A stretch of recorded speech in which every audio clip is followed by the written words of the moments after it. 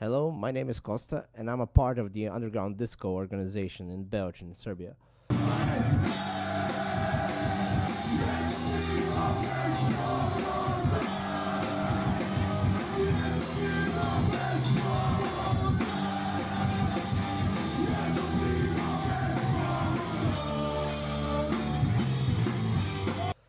We were founded in July 2017, and since then we had more than 30 gigs as far as domestic bands and foreign bands are concerned. Uh, for all this time, we've been using the DIY principle. We've lived off of donations and our own money, since our organization is around 10 strong, sometimes more, sometimes less. During this time, we also had film projections, book promotions, etc. All of this was happening in a nuclear shelter until recently in a community center building, and we were kicked out of it.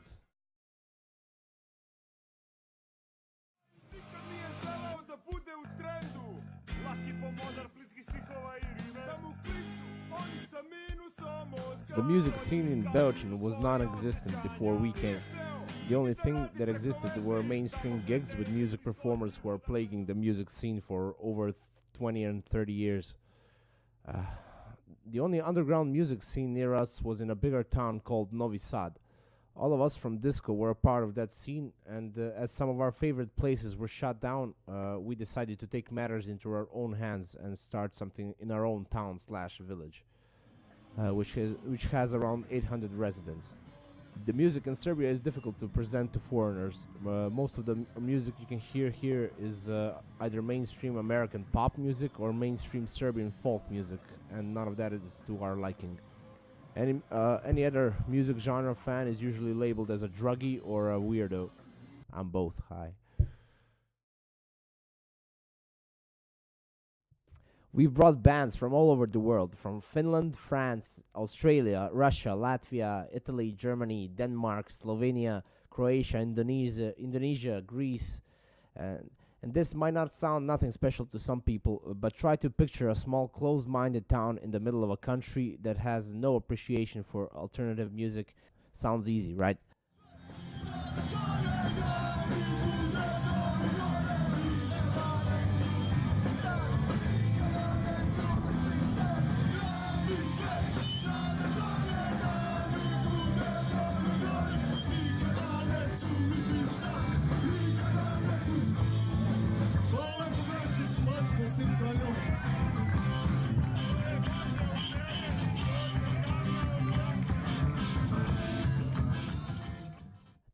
To get back to the question, this has impacted the local music scene in a way where we have brought some fresh air into the lungs of the alternative music scene, which has caught the attention of people living in our wider vicinity.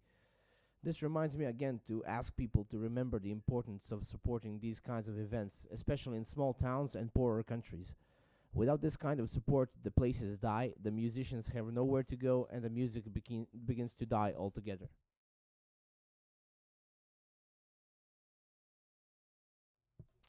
We were doomed from the beginning.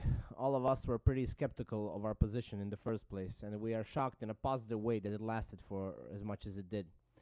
Since we're a small town, we all know each other, and everyone was aware of what is happening in our nuclear home.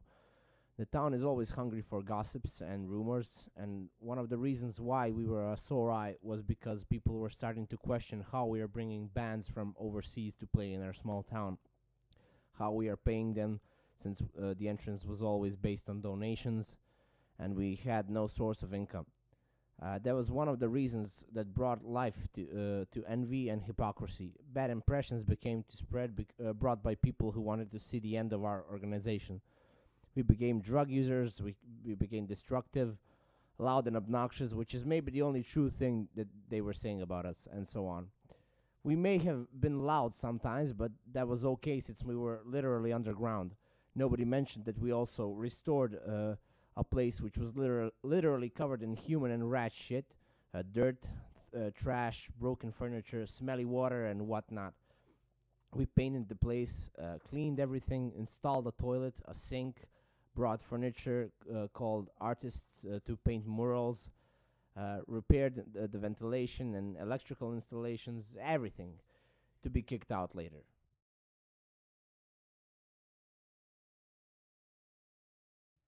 The lack of understanding from our local community is our biggest worry. Nobody sees this as a good thing if they see it at all. A possibility of failure is always a thing that worries us since we never had a stable future. But now we have made a name for ourselves and we had so much fun and made a lot of friends that it's virtually impossible for us to stop now. We will keep fighting for what we love, even if we fail a million times after this.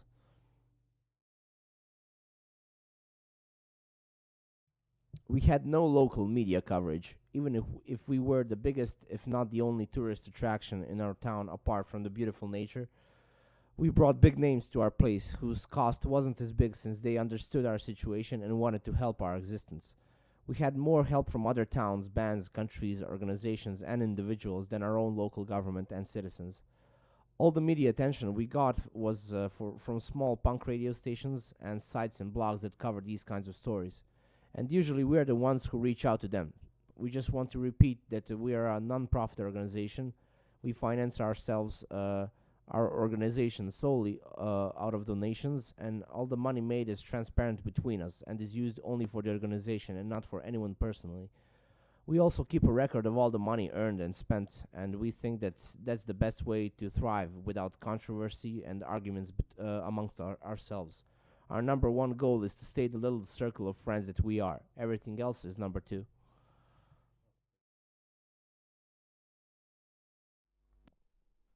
Our plan is to keep raising money through donations and benefit gigs that we will still host in any way we still can. And our friends from all over the world are also doing the same in our name, since we have proven to be good hosts and friends to them while we still could. When we raise enough money, we will find a suitable place for our needs and for all the problems we expect from the police and government that will follow up after that for sure. Our ideal situation is to just have a legally owned place with legally organized events and with legal profits, so we can continue to do the things we love without causing any problems to anyone and without having problems from anyone. This kind of media exposure is already helping us a whole lot, so just knowing about us is helping us. But if someone wants to help us in a more practical way, you can always donate any sum of money you can spare to our PayPal account, which will be listed at the end of this video. And I hope that one day we will cross our paths so you can see for yourself how amazing it could get on our gigs. We would like to use this opportunity to thank all the bands, venues, individual people who have helped us on behalf of all of us from Underground Disco. Keep visiting your local gigs and help our music scene have an easier time staying alive and well. Bye bye.